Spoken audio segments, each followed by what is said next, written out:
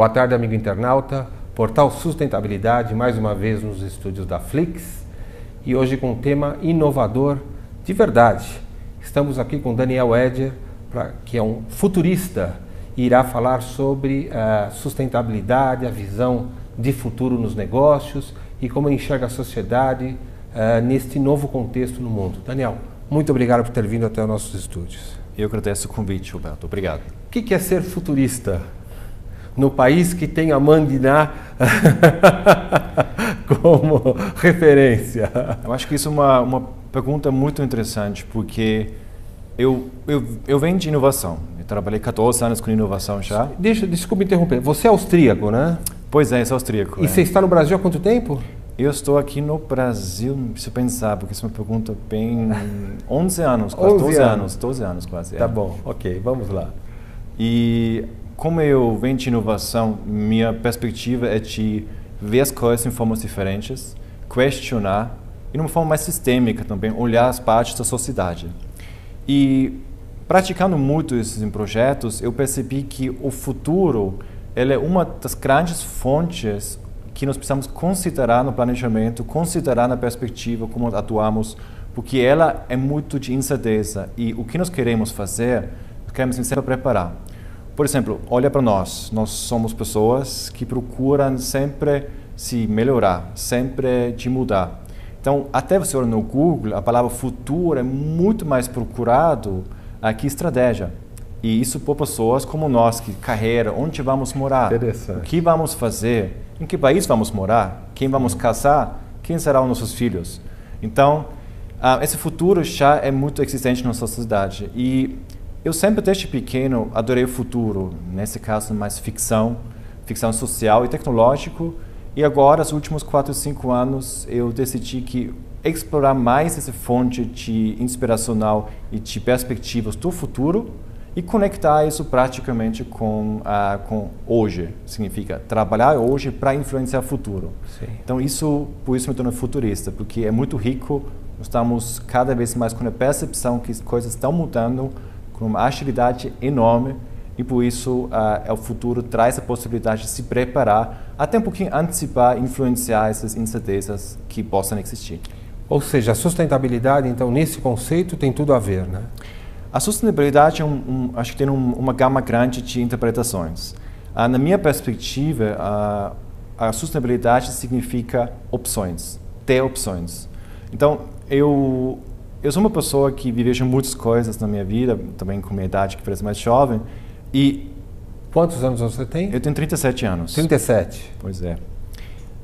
E quando eu vi que uma das tendências dos últimos anos era meninas e meninos que se cotaram porque eles estavam depressivos, se provando para uma sociedade que eles sentem-se pressionados, que eles não têm tantas opções, eu falei, por que não ter uma opção é uma perspectiva interessante para a sustentabilidade? Então, empresas precisam de opções. Eles precisam ter alternativas, opções de agir, opções de se posicionar, opções de se diferenciar. E acho que sustentabilidade, numa perspectiva muito mais ampla que ecoeficiência, significa trabalhar com as opções e, por exemplo, opções hoje na sustentabilidade é representado através de pessoas deficientes que nós vamos integrar com novas perspectivas, opções, dar opções para elas. Com ecoeficiência significa reduzir os recursos de uma forma positiva, que nós vamos ter outras opções para outras pessoas utilizam esses recursos também. Então, eu acho que a interpretação de opções, eu acho que isso se encaixa muito bem no conceito de sustentabilidade e, para mim, como futurista, gerar sempre novas opções. Sim. Ou seja, é um olhar 360 graus, digamos assim, algo, você chamou de holístico, apesar que a visão holística, a palavra holística no Brasil, leva um quê meio espiritual, né?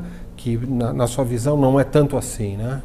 Pois é, eu estou usando essa palavra do inglês mesmo, holístico, e aí tem uma coisa mais ampla, mais sistêmico. Eu creio que além de 360 graus é hoje, mas aí precisamos incluir a perspectiva temporal ainda. Significa o futuro e passado. Sim. Eu sempre falo o seguinte, nós precisamos aceitar o que aconteceu no passado. Nós não podemos questionar o passado, porque ele trouxe nós para cá, e essa cultura, essa sociedade que nós vivemos hoje, ou estamos vivendo hoje, é um resultado do passado. Sim. Nós precisamos sempre criar novas opções no hoje e influenciar o futuro. Então, eu acho que essa perspectiva 360 graus, sim, no presente, até questionar as lógicas de hoje, integrar algumas partes que muitas vezes nós não estamos vendo, ou, por exemplo, o dia a dia nos não permite para explorar, e sim também trabalhar a perspectiva temporal. Isso no Brasil não é um dilema, porque assim, quando nós falamos de uma visão futurista, nós temos que trazer algumas ferramentas básicas, por exemplo, tecnologia, né? E o Brasil certamente é um país que investe pouco nisso e utiliza-se pouco até das tecnologias disponíveis. Como que teu negócio está sendo gerido nesse contexto tão confuso, digamos assim? Um país que não planeja a Copa do Mundo, digamos assim. Não, eu acho que na relação da Copa do Mundo foi muito planejado, até traz alguns frutos que se perdem durante essas explorações. Mas acho que não é um outro assunto que não gostaria muito de entrar. Sim. Eu sei que o Brasil, empresas brasileiras, também como instituições governamentais do Brasil, elas são muito interessadas no futuro. É um dos países mundiais que o interesse existe tremendamente para as mudanças, as incertezas para explorar. Então, por um lado, acho que todo mundo, sim, eu concordo com esse ponto, que planejar e executar acho que pode ser melhorado de uma forma certa, mas está muito já melhorando. Eu estou percebendo isso nas empresas. Você acha isso? Você acha que as empresas estão evoluindo com relação a essa visão? Eu estou aqui 11, 12 anos. Sim. O que eu vi nas empresas, acho que que bom. Acho que uma velocidade extremamente alta de experimentar e ver até se encontra. Acho que é totalmente normal que precisamos experimentar, e acho que esse é o futuro, essa é parte da inovação, onde você precisa experimentar até você encontra o que é certo para cada contexto. Sim. Porque tentativa e erro. Claro, não tem certeza. E acho que essa parte, o que define inovação, o que define o futuro, significa olha as opções, experimenta que isso dá ou não, porque cada contexto, cada circunstância é diferente. E cada empresa brasileira, como o país também, precisa encontrar a mesma forma para trabalhar o futuro. Sim. Então, acho que não tem certo ou errado. Acho que é uma forma de encontrar, e isso é totalmente um processo normal. Tá. Você, naturalmente, possui e dá consultoria para grandes empresas, né? Existe o risco desse teu olhar estar voltado para uma visão das grandes empresas que são fundamentais para o Brasil, que estão, de fato, tendo um olhar futurista, ou isso está indo além das grandes empresas e contaminando positivamente empresas que buscam ser grandes? E grandes não pelo faturamento, mas grandes pela essência da empresa por si só. Eu coloquei como meta pessoal criar novas opções. Essa é baseado na minha vivência que eu tinha. Então, eu trabalho em várias formas diferentes. Eu tenho, por exemplo, uma conversa sobre o futuro. É um grupo gratuito onde pessoas se encontram que têm interesse sobre o futuro. E crescemos em um ano, agora temos 440 pessoas que ativamente participam. Cada encontro tem 50, 60 pessoas. Onde são feitos os encontros? Nós fechamos a parceria com a Anhembi Morumbi para 2014 e fica na Avenida Paulista e sempre se organizamos no Meetup. E nós conseguimos ver que tem grande interesse de pessoas. Pessoas idosas, isso eu queria saber, o perfil é dinâmico? Não tem executivos, tem pessoas de estudantes, tem diretores, pessoas que vêm de Recife para participar. Você consegue ver que o interesse existe. No mesmo tempo, nas grandes empresas, claramente, eles entram num processo mais complexo para trabalhar o futuro, também porque o ambiente deles é mais complexo. Sim. Mas também atuam nas instituições governamentais, no sistema S. Você consegue perceber que até essas instituições que sempre, nós estamos subestimando isso, o governo brasileiro, ele sempre está muito interessado em inovação, em projetos de inovação e de mudanças. Até tem fortemente interesse aqui e nós estamos trabalhando aqui também. Então, você consegue ver que desde grandes, pequenas, pessoas que têm simplesmente interesse se encontram, até instituições governamentais se interessam no futuro. Por quê? Porque a necessidade para encontrar alguns caminhos novos para essas incertezas que nós estamos percebendo está aumentando. As pessoas falam, mas o que eu faço? Eu agora como pessoa, por exemplo, em alguns encontros, tínhamos pessoas mais idosas, de 70 anos ou mais, o tema era a sociedade brasileira mais envelhecida. Sim. E foi super interessante, as pessoas se emocionaram diretamente, perceberam que tem opções, mas é difícil. Os jovens, estudantes de 20 e um pouquinho anos também entenderam que nós estamos indo para uma sociedade, daqui em 2020, teremos uma sociedade de 60 milhões brasileiros acima de 45, tá? Sim, nós teremos a nossa parcela maior será de pessoas na terceira idade, né? Isso, eu nem sei se é mais terceira idade. Sim, mas próximo da terceira idade. Porque eu falo 45 anos, porque pela Organização Mundial de Saúde, acima de 45 anos já estamos declarados como idosos sociais. Estamos entrando em crise, nós estamos com alguns problemas de saúde, mandar currículos cada vez mais complicado. Sim. Então, imagina no Brasil, 60 milhões de brasileiros em 2020, em cima de 45 anos. Será que nós temos ainda essa perspectiva de, vamos dizer, a caixa de idosos, estacionamento para idoso? Sim. O que significa idoso? Sim. É um conceito muito amplo, né? Completamente. Muito amplo, precisa integrar economicamente, senão não funciona mais, etc, etc. E as pessoas nessa conversa se identificaram com isso e ficaram. Até uma senhora, ela agora se tornou quase futurista, pesquisando tudo com 70 anos. Então, respondendo a sua pergunta, grandes empresas, como as pessoas, como instituições governamentais, o interesse existe e cada vez mais está disseminando isso para um planejamento melhor. Certo. Isso implica que a inovação passa a ser, então, uma ferramenta fundamental para valorizar a própria empresa, né? Quer dizer, ela agrega um novo valor quando ela possui inovação. É mais fácil inovar reconstruindo a empresa, né? Criando uma nova empresa, como o Bill Gates, que saiu de onde estava e foi criar a empresa dele, ou é melhor você pegar a sua própria empresa com seus vícios e tentar recriá-la com uma forma inovadora? Como é que você enxerga esse panorama aí? Você está me desafiando mesmo. Então, acho que, primeiramente, eu acho que eu não gostaria de separar. Eu não gostaria de separar a estratégia da inovação nem a inovação do futuro. Claramente, são três conceitos diferentes, mas o grande benefício se gera quando se conecta os três. O futuro para dar novas perspectivas, dar um norte estratégico mais claro, inovação para criar novas opções, resolver problemas e estratégia para executá-las. Então, acho que é um conceito fechado os três. Tá. Se você me está perguntando como uma empresa deveria trabalhar, eu creio que é mais fácil, e nós estamos percebendo isso hoje já no mundo de grandes organizações, que eles se vinculam com empreendedorismo ou estruturas mais terceirizadas, onde eles podem criar algo com velocidade diferente, com cultura diferente, Sim. e depois, caso necessário, integrá-las na organização. Acho que esse conceito que nós precisamos mudar a empresa, nós precisamos transformar todas as pessoas para inovadores, acho que é um conceito idealista, eu acho que é menos prático, porque a rotatividade das pessoas é alta.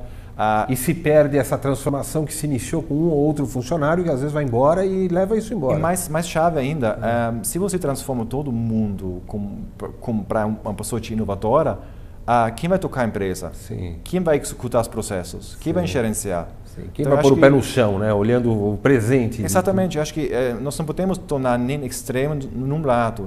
Não todo mundo é operacional, não todo mundo é inovador, não todo mundo é comercial, não todo mundo é estratégico. Sim. Nós temos que entender os talentos, juntá-las e criar uma coisa mais de execução melhor para o futuro. Tá. Existe alguma empresa que você poderia citar como um bom exemplo que utilizou a inovação para transformar a empresa? Se você não ficar muito confortável por ser algum cliente seu, quer dizer, da nossa parte não tem nada contra que você cite, você pode citar no exterior alguma empresa, cite algum caso ou produto que seja, digamos, parâmetro para essa situação. Olha, o cara recriou. Eu acho que, eu não sei se vou entrar em um exemplo específico, eu gostaria de generalizar um pouquinho. Por quê? Porque as empresas que, em geral, se criam uma nova inovação, se reposicionam, isso só é válido por 5, 6 ou 7 anos. E agora quando você me pergunta, mas que empresa agora se tornou uma nova caixa de sucesso? O grande problema é ela talvez por 3 ou 4 anos, então não mais não. Você consegue ver, todo mundo, Cirque du Soleil, todo mundo cita como exemplo específico, mas está em crise. Sim. O que passou? Sim. Apple, super legal, mas está em crise. Microsoft era super legal, mas está em crise também. E cada um está tentando, tem crises diferentes, sim, desafios diferentes. Dependendo do nicho de negócio que se encontra, concorrência. Exatamente. O ponto é que inovação com futuro não pode ser um projeto, precisa ser um processo. Por isso quero integrar isso, por isso precisa ser uma estratégia mais ágil, por isso precisa constantemente validar essas mudanças, como elas possam impactar no seu negócio, como você pode ajustar lentamente. Eu acho que fazer um projeto, se reposicionar, depois acreditar que vai funcionar, acho que não é uma solução. Acho que precisa uma integração de inovação constantemente para gerar opções, o futuro para perceber as mudanças de uma forma mais ampla e olhar como se impactam e a estratégia para executar. Acho que é um processo constantemente. Senão, somos casos de sucessos que a mídia pode citar sim, mas para 2, 3, 4 anos depois não mais. Então, eu acho que sustentabilidade significa vamos tirar um valor para a sociedade e claramente para nós, nesse jeito que nós vamos conseguir fazer durante um tempo maior e não simplesmente só um ciclo de precedência. Tá. Algumas empresas conseguiram gerar valor, né? Isso consegue ser mensurável? Claro. Existem ferramentas? Como que isso é feito para que seja palpável, para que não fique no campo dos sonhos? Nós, alguns anos atrás, foram lançados muitos livros, muitas práticas para criar novas experiências. Experiências porque experiências têm um vínculo afetivo com emoções e o consumidor toma a maioria das partes das decisões baseado no vínculo afetivo, nas emoções que ele sente. 7, 8 anos atrás, experiências foi muito interpretado como pura emoção, não por influenciar o modelo mental, nem também gerar um benefício no contexto onde ele está tão profundamente. Hoje no dia, quando eu falo sobre geração de valor, nós precisamos considerar 3 ou 4 partes. A primeira parte é que a geração de valor é feita através do vínculo da empresa que ele tem com esse cliente, que ele tem para consumir, para ter uma interação, para conhecer esse produto. O segundo ponto é uma plataforma que precisa, que um serviço ou um produto que eles têm. E o terceiro ponto são as experiências. Você consegue mensurar todas as 3 partes. A experiência você consegue medir através quanto vínculo de confiança, quanto reconhecimento da marca, quanto valor ele em troca. Porque você me pergunta geração de valor. E geração de valor tem como princípio a proposta de valor. E proposta de valor significa eu gero um valor para ti que você percebe com valor, não que eu acredito. Como consumidor. Que é isso. No mesmo tempo, você transfere um valor para mim. Então, não tem esse conceito que eu quero simplesmente te atender, não. Sempre tem uma transferência de valor. O conceito de valor significa transferência de valor. Eu ofereço para você, pode ser um produto, serviço, experiência, que você utiliza nesse contexto, momento onde você está. No mesmo tempo, você dá uma coisa em retorno para mim. Bom, o que o consumidor pode gerar é reputação para a empresa. Reputação, então seria isso. Dinheiro, acesso de dados da sua rede, acesso às suas redes, sua confiança. Então, essas partes é uma troca de valor. Nós não podemos interpretar mais como era antes, que pura experiência e a empresa precisa atender qualquer cliente para que ele sente-se confortável, simplesmente isso não. Você precisa de uma troca de valor e a proposta de valor é definida por isso. Então isso vai obrigar as empresas a serem transparentes, né? Porque se terá que ter uma troca disso, o consumidor vai querer saber se a empresa está tendo um comportamento adequado na subcontratação, se tem trabalho escravo, se não tem, as suas fontes de energia, se são limpas, tal. Porque se haverá esta troca, será de um consumidor com uma formação que obrigará a empresa a ter um comportamento diferenciado. Você concorda? Essa faz parte do primeiro contato que você tem com seu cliente. Por exemplo, a core ideology, ideologia básica da sua empresa, ela precisa representar um vínculo qualquer seja com esse cliente. Pode ser, por exemplo, esses exemplos que você citou, mas pode ser simplesmente também um nível de status, um sentimento de status, ou um sentimento de integração, qualquer seja. Tem vários conceitos. Eu acho que isso, voltando para a sustentabilidade, cada empresa precisa ver a sustentabilidade de uma forma diferente, baseado no ecossistema onde vive. Algumas focam mais na transparência porque é mais fácil, também gera mais valor. Precisa gerar um valor. Sim. Pura sustentabilidade, por sustentabilidade, pragmaticamente falando, ninguém faz. Umas pessoas se preocupam mais com o social, então eles têm integração mais eficientes. Outras pessoas se preocupam mais com o ambiente, como posicionamento, se integram mais com outras comunidades ou com esses elementos diferentes que sustentabilidade e ecoeficiência. Eu acho que o mais importante, a questão na inovação e no futuro, e que você citou, é primeiro, quem sou eu? Qual é a minha originalidade como empresa? Qual é o meu posicionamento que eu gostaria de ter no futuro? E aí, quais conceitos eu posso adaptar agregar, ou implementar na perspectiva de sustentabilidade? Acho que colocar todo mundo para fazer tudo, acho que é uma forma muito simplista. E acho que as empresas precisam primeiro se conhecer. O que eu quero? Quero também ideias pequenas, grandes. Que futuro que eu quero? Um futuro de 5 anos, 10, 20? Todas são opções totalmente corretas. Não tem uma coisa de julgativo. É ruim ou bom. Cada contexto é diferente. Cada velocidade de negócio é diferente. Acho que esse é um ponto para considerar. O Philip Kotler fala no livro 3.0 que as empresas devem parar de se preocupar com o consumidor e começar a se preocupar com o ser humano que tem alma e espírito. Sim. Nós estamos chegando, então, arriscaria ousar na pergunta, onde nós estamos fundindo espiritualidade, negócios, uma visão. Está tendo uma área a ser descoberta aí ainda um pouco confusa nesse processo? O que nós estamos percebendo, teste no branding, teste no marketing, teste na criação de serviços e produtos, que o ser humano está no centro. E o ser humano é um complexo. Por exemplo, hoje estou aqui, eu tenho uma carga emotiva, eu tenho uma carga lógica, eu tenho uma necessidade física. Então, cada um desses depende do contexto onde eu estou. Se essa pessoa está uma forma emotiva, numa forma que precisa de um equilíbrio, ela utiliza uma coisa mais espiritual para se equilibrar, eu como empresa não preciso atender isso, mas tenho pelo menos uma perspectiva que ela talvez tenha uma tendência para procurar um equilíbrio numa forma. Esse é o meio dele de conduzir as coisas. A empresa não precisa talvez saber exatamente sobre a espiritualidade, mas a pessoa nesse momento ela procura um equilíbrio. Como se pode procurar esse equilíbrio? Algumas pessoas procuram isso na natureza, outras pessoas na espiritualidade, outras pessoas encontrando outras pessoas. Então, você consegue ver, você foca no humano, na pessoa, na complexidade como ele é, e entendo que ele precisa de um equilíbrio. E eu tenho uns produtos que oferecem um equilíbrio, consigo atender muitas coisas. Eu não ofereço um produto, um serviço, eu ofereço uma experiência. E eu te ofereço um equilíbrio. Quem não gostaria de um equilíbrio, por exemplo? Então, você trabalha em formas diferentes. Parece abstrato, parece. Mas Coca-Cola, por exemplo, nos últimos tempos faz propagandas maravilhosas. Se você consegue ver que está rodando, por exemplo, eles fizeram, colocam num campus nos Estados Unidos, colocar Coca-Cola livre, né? Mas você não consegue abrir sozinho. Você precisava de outra pessoa para se juntar. Por que outra pessoa para se juntar, para abrir?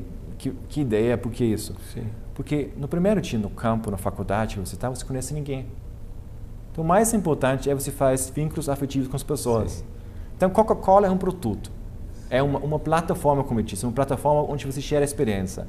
A experiência significa que Coca-Cola te compreenda, te ajuda a facilitar seu primeiro dia na faculdade. E você sempre vai lembrar isso. Puxa, lembra daqui 10 anos atrás? Vamos tomar uma Coca-Cola junto, te conhecer não sei isso. Aonde e tal. E essa que eu estou falando, que não é falando do produto da Coca-Cola nesse caso, mas sim a experiência que você gera, o contexto. E isso está acontecendo no branding, na marca, na inovação, contexto também nos aplicativos. Contexto é chave. Entender onde você usa e como você usa, seja cada vez mais crítico, e também essa parte emotiva, porque que eu estou sentindo nesse momento, no primeiro dia na faculdade? Por que eu não falo com ninguém? Como posso quebrar isso? Então, equilibrar as partes. E por isso, precisamos trabalhar de uma forma mais ampla, abrangente, porque nós somos complexos e o futuro e inovação trabalham com certa forma de complexidade. Você poderia dizer que o modelo então de inovação, estando interligado com a cultura de um povo, nós temos um modelo de inovação norte-americano, europeu e brasileiro. Né? Eu acho, talvez esteja equivocado, que o modelo brasileiro da inovação ele sofre um processo de necessidade decorrendo da superação. Eu tenho tantos dilemas para superar que através das dificuldades eu inovo. Já nos Estados Unidos é através do investimento em tecnologia e o desafio de utilizar a tecnologia. Estou equivocado nesta visão? Como é que você enxerga isto? Como é que o europeu, por exemplo, já que você é austríaco, enxerga isto? Eu acho que inovação por si, em qualquer cultura, é resolução de problemas. Solução de problemas. Solução de problemas. O problema pode ser complexo, pode ser simples, pode ser um produto, pode ser serviço, pode ser um relacionamento. Mas é uma solução de problemas. Nos Estados Unidos, tem algumas coisas que não tem nos outros lugares no mundo. Eles têm, mas de uma forma diferente. Eles têm alguns núcleos que recebem um financiamento e também uma reputação tão forte que conseguem experimentar cada vez mais influenciando. Sem risco de errar. Mas isso não é, mas são núcleos específicos. As empresas também, para as empresas americanas ou norte-americanas, como as europeias, é a solução de problema. Eu estou participando de um projeto agora na Alemanha e a solução de problema é o seguinte: como se pode aumentar o bem-estar do porco? Por quê? Porque o governo definiu que tem verbos para investir para tecnologias novas que beneficia o bem-estar do porco e aí as pessoas começam a inovar. Então, todo mundo tem. E o brasileiro, acho que só para... Eu sei que nós temos tempo, acho que está... Não, temos mais uns minutinhos, fica à vontade. Perfeito. Acho que uma coisa que nós estamos percebendo, nós estamos vivendo uma sociedade assíncrona. Significa, eu mando uma coisa no WhatsApp, você lê em outro momento... Eu consumo não mais de uma forma linear. Sim. O tempo, carreiras, tudo isso está entrando de uma forma não mais linear, mas totalmente parece quase bagunçado. Falando sobre inovação, eu acho que o brasileiro tem uma coisa maravilhosa. Eu acho que ele poderia explorar isso de uma forma muito bom, talvez até transformar isso em uma forma de gestão para inovação ou para estratégia. Chama-se jeitinho. O jeitinho, deixando essa parte negativa fora, ele oferece uma coisa de eu conecto elementos e essa sociedade hoje e do futuro é não mais linear, então eu preciso dessa velocidade de conectar e me virar. Eu acho que isso, por exemplo, respondendo indiretamente a tua pergunta, a inovação brasileira acho que tem um jeitinho e acho que isso é totalmente válido. Acho que cada cultura precisa encontrar a própria forma de inovação. E acho que até além disso, acho que esse jeitinho, nos próximos anos, acho que poderia se tornar uma ferramenta super legal caso algumas pessoas vão ajudar a transformar isso numa gestão mais Nós deveríamos achar um jeito de engarrafar o jeitinho para poder vender isso daí como produto, né? Isso. Eu acho que mundialmente. Acho que é uma possibilidade de exportar uma das habilidades mais fortes da cultura brasileira. Pessoalmente, eu tive uma experiência no século passado, né? Quando eu trabalhei na Philips aqui no Brasil, e os holandeses, quando havia uma troca de gestão e vinha um novo diretor, ele ficava impressionado que diante de um grande problema, cada um de nós, no nosso departamento, dava um jeitinho. E ele ficava surpreso com isso, porque ele vinha de uma formação cultural que seria necessário passar por vários processos de análise para se chegar a uma solução, e de repente alguém tirava uma solução da cartola, um coelho da cartola e resolvia com um jeitinho. Acho que precisa de um equilíbrio. Acho que uma parte precisa processar, trabalhar mesmo, e a outra forma mais de jeitinho. Acho que precisa equilibrar isso. Puro jeitinho é caos. Sim. Puro planejamento rígido não serve mais. Sim. Então, acho que essa abertura para exatamente isso. Eu acho que isso é um elemento muito importante para a inovação e para a estratégia. Antes de nós terminarmos, fale um pouquinho da criação coletiva e se o Brasil, então, nesse campo que você está dizendo do jeitinho, teria, digamos, os temperos adequados, né, para fazer a nossa feijoada, a nossa criatividade coletiva, colocando esses vários temperos na mesma panela. Aí preciso provocar. Eu trabalhei muitos anos numa empresa que trouxe essa parte colaborativa para o Brasil e até estimulou e criou grande parte do mercado para essa criação colaborativa, co-criação. Eu acredito em colaboração, eu acredito em cooperação. Colaboração das pessoas. Eu acredito em colaboração e cooperação, mas momentos específicos diferentes. Sim. Acho que colaboração é super rico e super forte para alinhar as pessoas, para captar os insights, para disseminar, para criar uma mobilização. Acho que é extremamente importante. Cooperação, que muitas pessoas querem negar, infelizmente, é para executar. Se todo mundo começa a executar de uma forma só, dificilmente terá um alinhamento. Porque alguém precisa decidir para tocar adiante, talvez. Não uma pessoa, talvez, mas uma estrutura Sim. que puxa e alinha constantemente. Então, é mais cooperativa. Aqui o Peter Drucker chama Stint, que é um elemento onde pessoas, 3, 4, 5 pessoas se juntam para um projeto de 6, 8, 9, 10 meses e executam e depois se desmontam mais uma vez. A colaboração é extremamente importante. Até nós no futuro temos um futuro chamado Crowd Envisioning, onde usamos a multidão para captar as perspectivas da complexidade da sociedade, reintegrá-las e criar uma visão mais clara e depois utilizar formas diferentes para criar produtos, depois executá-las em formas com cooperação. Então, é uma mistura. Você não pode falar pura colaboração porque simplesmente colaborar não é necessariamente a solução. E tem pessoas diferentes. Eu, como europeu, eu gosto de colaborar, mas eu gosto tempo individual antes para me preparar, para pensar, para me perder, e depois trago esses elementos. Eu não consigo, por exemplo, trabalhar só colaborativamente. De manhã eu entro, só no grupo e depois saio. Acho que isso precisamos equilibrar também.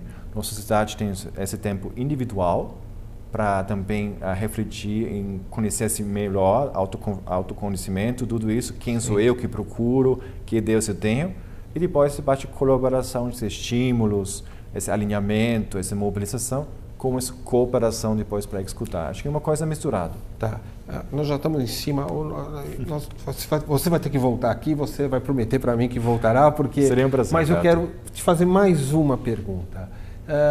Então não é necessário ter um prazo de começo e fim definido para que as ideias não fiquem soltas a ponto de não surgir nenhuma solução prática? Ou seja, criar um modelo de trabalho dessa forma, eu tenho que apresentar um resultado até dia X? Vamos ser pragmáticos. Quanto tempo você quiser, quanto dinheiro você quiser, talvez você não entrega. Porque as prioridades mudam, os elementos aqui.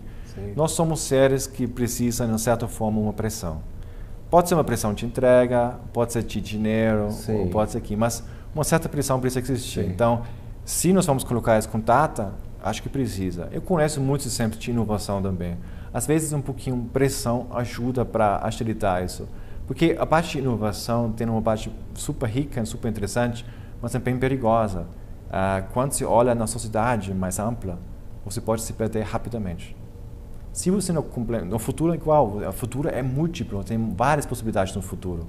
Então você precisa trabalhar com uma pergunta chave, focal, começa a explorar no redor. Talvez volta às vezes para caos, ida, volta para caos, mas você precisa uns limites, umas barreiras.